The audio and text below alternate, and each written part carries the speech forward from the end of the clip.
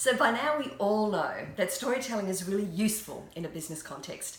But for me, it's more than that. It is my favourite tool of engagement for getting people on board. And really, if you need to connect and influence, then you need to be across the art of business storytelling.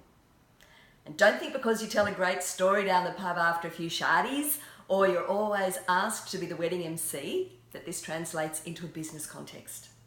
And maybe you're sitting there going, well, I just deal in facts and figures. I don't need storytelling.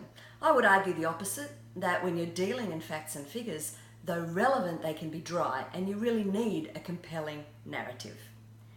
Now, as usual, in my keynotes, I'll be sharing lots of practical stuff, how to aggressively edit your story, how to use a story structure, and how to build your own story bank. Don't let this lack of expertise in this particular area sabotage your leadership. Great leaders are great storytellers.